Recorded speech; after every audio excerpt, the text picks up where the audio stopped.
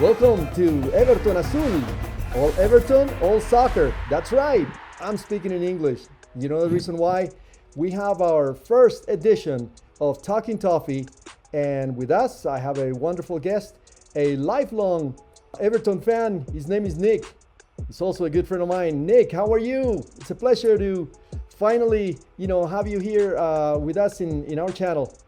Of course. Yeah. Thanks for having me. I'm doing great. I've always enjoyed watching. It's cool to be on the other side of things for a change. Why don't we speak about specifically about two players? The first one that I would like to speak to you about is Jordan Pickford. He's been under scrutiny for a few seasons now. It's not just with Carlo Ancelotti and those higher expectations that this isn't a new thing. People questioning Pickford and his abilities. This has been consistent for a few seasons now, and it's tough because he is that guy who can make the incredible save. He has the ability and the athleticism to make the incredible save, and he showed that in the World Cup for England when he made a name for himself in that penalty shootout. Obviously, he made the great save.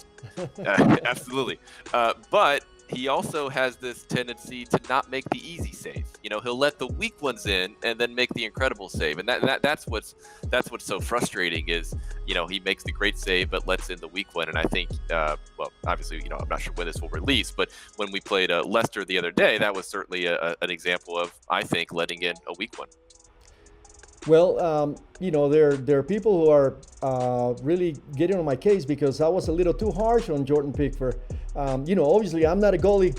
I never played goalie, so I could not understand or try to understand what a goalie goes through. I would expect a Premier League caliber goalkeeper to make that save. I agree with you. I think it was probably difficult to see the ball. It was blocked by some legs. He probably saw it late, but he got a hand to it. So if you get a hand to it, you should make the save. And it was just, I don't know if his hand wasn't strong enough, and the ball kind of went through it, and then it kind of went off to the post. But I will be a little less harsh, I guess, in that I think that there were other situations in that game where Leicester probably should have scored and didn't, and Pickford, played a part in that. So I'm not blaming necessarily yesterday's event on him, but just looking at that goal, I agree. I think he should have made that save. The irony is Richarlison scored almost a similar goal, right? When the goalie. Right. I guess it was our turn to suffer. A strike in such a way. The other player I wanted to talk to you about was Richarlison. What is happening to Richarlison? I think it's totally justified at this point to question his form. Even from the first game of the season against Tottenham, if you remember, he had like a breakaway in the 30th minute, a chance to put Everton up 1-0, and he dribbled the keeper, and then he scuffed the shot and just hit it completely wide. And it was just that kind of set the tone for his season, where he hasn't finished. And I love the guy. I think he plays so hard, and he always tracks back and defends. But you're right. In prior seasons, he was involved in a lot more goals. And yesterday against Leicester, late in the game, 85th minute, he had a free header in the box and missed it wide. And he hasn't taken advantage of his opportunities. And it's interesting you mentioned him. If you go down the squad, I feel, of players since Carlo Ancelotti has taken over, everyone, I think, has improved.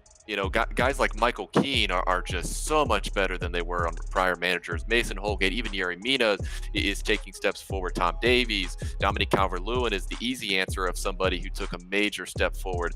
And Richarlison is that guy that you expected him to be the one to benefit the most from Carlo, and he just hasn't taken the step forward. There are all those rumors in the different off seasons where Barcelona may want him, and all these big clubs, rumors of hundreds of millions of pounds, being offered about his value. So with that, I think comes pressure. He's still very young. I think he's only 23, 24.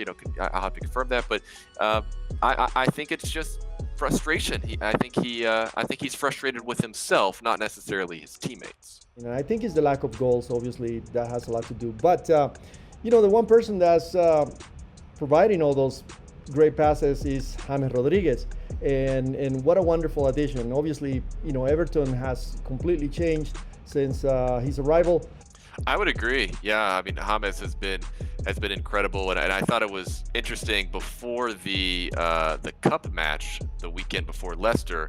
I think one of the reporters had asked Carlo a question about if James would be able to play on Sunday and then play again on Wednesday. Just questioning his fitness, and because there some people will question that he doesn't maybe defend as much and walks around sometimes, things like that. And I think the last two games James has put in the two most impressive games of the season, just because he's constant. I mean, he defended, he's been all over the pitch, he's making runs, and played back to back pretty much 90-minute games. And that was so impressive to me. So I think that was a statement from James to that reporter and others that maybe were questioning his fitness and how much he cared and his work rate. But yeah, he just brings a quality that I've never seen at the Everton.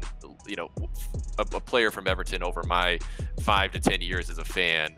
We've had guys like Romelu Lukaku and John Stones, who's now playing really well at Manchester City, and Ross Barkley, who went to Chelsea and now he's at Aston Villa. Got guys that were slightly above the talent of other people, but no one to James's caliber. He's just incredible.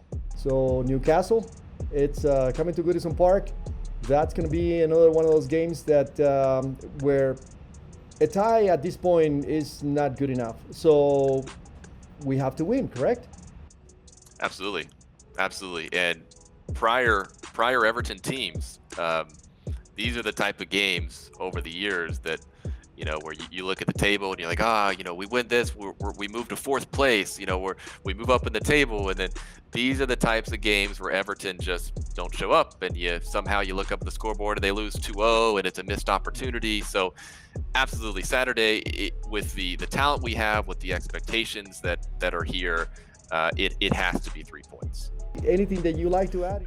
Just general excitement. I love the channel you have and the following you guys have created. The James and Yeri have obviously led to a bunch of South American fans with Everton, and I think that as we continue to grow and we have a board that has a lot of money and they're willing to spend that money, and over the last few years it's been scary because we've spent a lot of money in places that haven't really come to fruition, and it's people that have not really met their potential. So it's exciting to know that I think we have a manager that's really good at developing talent, and our new director of soccer is he seems to have a good eye for finding talent out there, with finding Decore this offseason, who I think was a great addition.